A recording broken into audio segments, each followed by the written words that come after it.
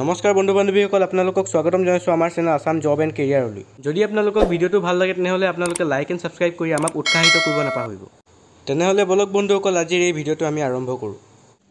বন্ধুসকল, আজি প্ৰথমটো গুৰুত্বপূৰ্ণ খবৰ আছে। জুবিন গাৰ্গক কোনে শেষ কৰিলে? জেলত জেৰা চলিব শ্যামকানু সিদ্ধাৰ্থ, শেষৰ সন্দীপন আৰু অমৃত প্ৰভাৰ। জুবিন গাৰ্গক কোনে শেষ কৰিলে? জেলত জেৰা চলিল 5 অভিযুক্তৰ। বাক্সাৰ কাৰাগাৰত উপস্থিত SITৰ দল। বাক্সাৰ কাৰাগাৰত থকা 5 অভিযুক্তক SITৰ পুনৰ জেৰা। জুবিন গাৰ্গৰ মৃত্যুৰ ঘটনাৰ তথ্য বিচাৰিলে SITয়ে। 10 ডিচেম্বৰৰ ভিতৰত অভিযোগক দাখিলৰ নিৰ্দেশ মুখ্যমন্ত্ৰী ডক্টৰ হিমন্ত বিশ্ব শৰ্মাৰ। নিৰ্ধাৰিত সময়ৰ ভিতৰত অভিযোগৰ দাখিলৰ বাবে তৎপৰ SIT। বাক্সা কাৰাগাৰত আছে শ্যামকানু সিদ্ধাৰ্থ, সন্দীপন, পৰেশ, নন্দেশ্বৰ বৰা। ইপিনে হাফলং কাৰাগাৰত আছে শেখৰ আৰু অমৃতপ্ৰভা মহন্ত। জুবিন গাৰ্গক কোনে শেষ কৰিলে? আজি দ্বিতীয়টো গুৰুত্বপূৰ্ণ খবৰ আছে বন্ধুসকল। বুলডোজাৰৰ শব্দত কঁপিছে কামপুৰ। মধ্য অসমৰ চৰকাৰৰ মিছন বনাঞ্চল বেদখল মুক্ত।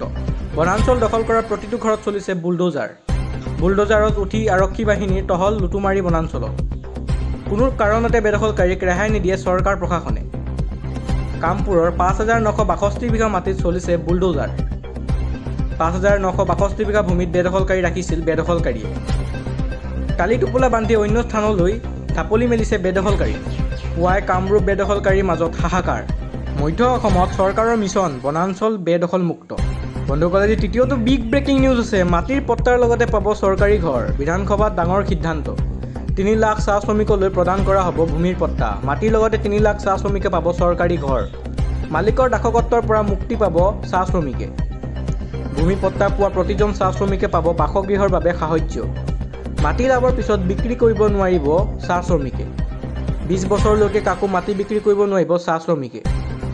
20 বছৰ পিছতো কেৱল চাহ শ্ৰমিকে লোককহে কৰিব পাৰিব বিক্ৰী। 26ত পুনৰ বিজেপি চৰকাৰ আহিলে চাহ শ্ৰমিকে পাব ঘৰ। মাটিৰ লগতে 3 লাখ চাহ শ্ৰমিকে পাব চৰকাৰী ঘৰ। মালিকৰ দাসত্বৰ পৰা মুক্তি পাব চাহ শ্ৰমিকে। 3 লাখ চাহ শ্ৰমিকলৈ প্ৰদান কৰা হ'ব ভূমিৰ পট্টা। মাটিৰ লগতে 3 লাখ চাহ শ্ৰমিকে পাব চৰকাৰী ঘৰ। বন্ধুসকল, আজি পৰৱৰ্তীটো গুৰুত্বপূৰ্ণ খবৰ হৈছে পলিগামী আৰু নচলিব অসমত। অসমত এতিয়াৰে পৰা দ্বিতীয় বিবাহ মানেই লগে লগে 7 বছৰ জেল। আৰক্ষী গাঁও প্ৰধান মৌলানা অপৰাধীৰ ক্ষেত্ৰত হ'ব অধিক শাস্তি। দ্বিতীয় বিবাহ কৰোৱাৰ ব্যক্তিয়ে হেৰুৱাব চৰকাৰী চাকৰি। ভৱিষ্যতলৈ নাপাব কোনো সংস্থাপন, চৰকাৰী সা সুবিধা। বিধানসভাত গৃহীত হ'ল বহু বিবাহ প্ৰতিৰোধ আইন 2025। অসম বিধানসভাত ৰচনা হ'ল নতুন ইতিহাস। মুখ্যমন্ত্ৰী ডক্টৰ হিমন্ত বিশ্ব শৰ্মাৰ বলিষ্ঠ পদক্ষেপ। মৌলানাই দ্বিতীয় বিবাহ কৰালেই 5 বছৰৰ বাবে হ'ব জেল। গাঁও প্ৰধান যাব লাগিব 3 বছৰৰ বাবে জেললৈ। আৰক্ষী আৰু ন্যায় ব্যৱস্থাত জড়িত লোকে হেৰুৱাব চাকৰি। অসমত আৰু কোনেও কৰাব নোৱাৰিব দ্বিতীয় বিবাহ। সন্তান জন্ম হোৱা নাই, পত্নী ৰোগীয়ে হৈছে, এইবোৰ অজুহাত নচলিব। সন্তান জন্ম কিয় হোৱা নাই পৰীক্ষা কৰিব লাগিব পুৰুষ মহিলা দুয়োকে। বহু ক্ষেত্ৰত সমস্যা পুৰুষজনৰ থাকে, দোষাৰোপ কৰা হয় মহিলাক। ঘৰৰ মানুহে হেঁচা দিয়ে বেলেগ এগৰাকী বিয়া কৰাই সন্তান দিবলৈ। যিয়ে এনে অপৰাধ কৰিব সিয়ে জেলত যাব লাগিব। পত্নীগৰাকীৰ অনুমতি থাকিলেও অসমত নচলিব দ্বিতীয় বিবাহ। পত্নীগৰাকীৰ ৰোগ হৈছে তেওঁৰ যত্ন লোক, দ্বিতীয় বিবাহ নহয়। আজি পৰৱৰ্তীটো গুৰুত্বপূৰ্ণ খবৰ হৈছে বন্ধুসকল। 1 ডিচেম্বৰৰ পৰা দেশত আহিব 5টা নতুন নিয়ম। পেঞ্চন টেক্সৰ পৰা আৰম্ভ কৰি ৰন্ধন গেছলৈকে সলনি হ'ব নিয়ম। পাকঘৰৰ পৰা আপোনাৰ পকেটলৈ পৰিব প্ৰভাৱ। নতুন নিয়মেৰে সকলো দেশবাসীৰ জীৱন জীৱিকাত পৰিব আৰ্থিক প্ৰভাৱ। 1 ডিচেম্বৰৰ পৰা সলনি হ'ব ৰন্ধন গেছৰ মূল্য। বাণিজ্যিক আৰু ঘৰুৱা ৰন্ধন গেছৰ দেখিবলৈ পোৱা যাব মূল্যৰ পৰিৱৰ্তন। 1 নৱেম্বৰ 6.50 টকাকৈ হ্ৰাস পাইছে ৰন্ধন গেছৰ মূল্য। ডিচেম্বৰ 1 তাৰিখৰ পৰা অধিক পৰিৱৰ্তনৰ সম্ভাৱনা। পেঞ্চনৰ ক্ষেত্ৰতো 1 ডিচেম্বৰৰ পৰা আহিব বৃহৎ পৰিৱৰ্তন। 30 নৱেম্বৰৰ ভিতৰত চৰকাৰী কৰ্মচাৰীয়ে নিৰ্বাচন কৰিব লাগিব পেঞ্চন স্কিম। 1 ডিচেম্বৰৰ পিছত নাপাব সুবিধা। 30 নৱেম্বৰৰ ভিতৰতে চৰকাৰী কৰ্মচাৰীয়ে নিৰ্বাচন কৰিব লাগিব পেঞ্চন স্কিম। 1 ডিচেম্বৰৰ পিছত নাপাব সুবিধা। জ্যেষ্ঠ নাগৰিকে পেঞ্চন লাভ কৰাৰ বাবে লাইফ চাৰ্টিফিকেট জমা কৰাৰ অন্তিম দিন 30 নৱেম্বৰ। 1 ডিচেম্বৰৰ পিছত এই নথি জমা দিয়াৰ বাট বন্ধ হ'ব। লগে লগে বন্ধ হৈ পৰিব পাৰে পেঞ্চন। বকেয়া কৰ পৰিশোধ কৰাৰ অন্তিম দিনো 30 নৱেম্বৰ। 1 ডিচেম্বৰৰ পৰা বকেয়া কৰাৰ ওপৰত আৰোপ কৰা হ'ব অতিৰিক্ত কৰ। ইন্ধনৰ ক্ষেত্ৰতো আহিব দৰ দামৰ বৃহৎ তাৰতম্য। আজি পৰৱৰ্তীটো গুৰুত্বপূৰ্ণ খবৰ আছে বন্ধুসকল। 1250 টকাৰ পৰা 3100 টকা হ'ব পাৰে অৰুণোদয় ধন। ইংগিত দিলে মুখ্যমন্ত্ৰী ডক্টৰ হিমন্ত বিশ্ব শৰ্মাই।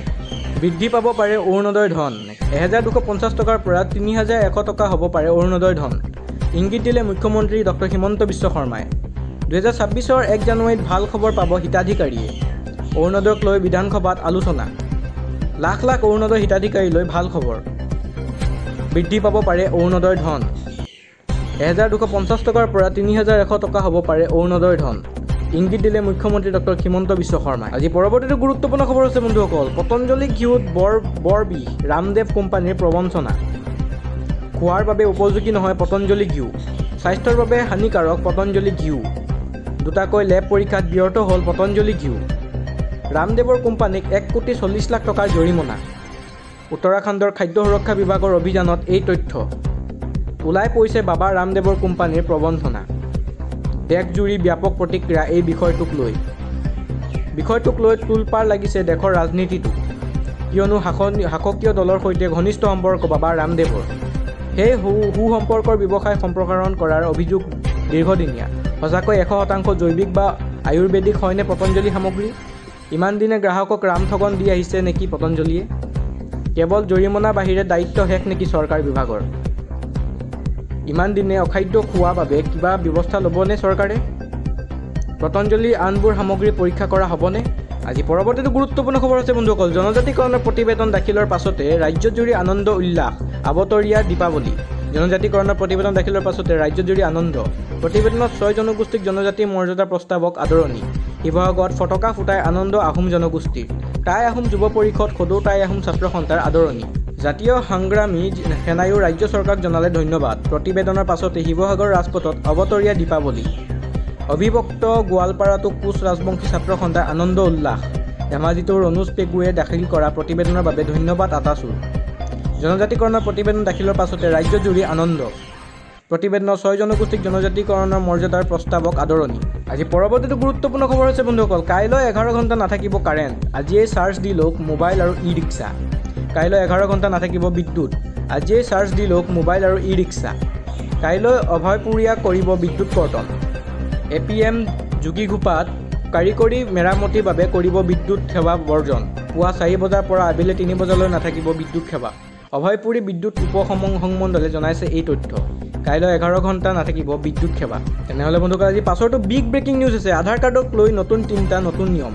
কেৱল অনলাইনতহে হ'ব আধাৰ আপডেট। দেশৰ আধাৰ কাৰ্ডক লৈ প্ৰযোজ্য হ'ল নতুন নিয়ম।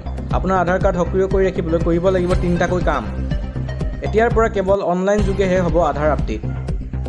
অনলাইনত নাম ঠিকনা মোবাইল নম্বৰ আপডেট কৰিবলৈ ভৰিব লাগিব 75 টকা। ফিংগাৰপ্ৰিণ্ট ফটো আপডেট কৰিবলৈ ভৰিব লাগিব 125 টকা। 2026 চনৰ 14 জুনলৈকেহে বিনামূলীয়া হ'ব অনলাইন ডকুমেণ্ট আপডেট। 31 ডিচেম্বৰৰ ভিতৰত পান কাৰ্ডৰ সৈতে লিংক কৰিব লাগিব আধাৰ। পান কাৰ্ডৰ সৈতে আধাৰ লিংক নকৰিলে পৰিব বিপদত। আধাৰ OTP ভেৰিফিকেশ্যন কৰিয়েই কৰিব পাৰিব KYC। আপোনাৰ আধাৰ কাৰ্ড সক্ৰিয় কৰি ৰাখিবলৈ কৰিব লাগিব 3টাকৈ কাম। দেশত আধাৰ কাৰ্ডক লৈ প্ৰযোজ্য হ'ল নতুন নিয়ম। ভিডিঅ'টো চাই ভাল লাগিল যদি আপোনালোকে লাইক আৰু ছাবস্ক্ৰাইব কৰিবলৈ নাপাহৰিব। ধন্যবাদ।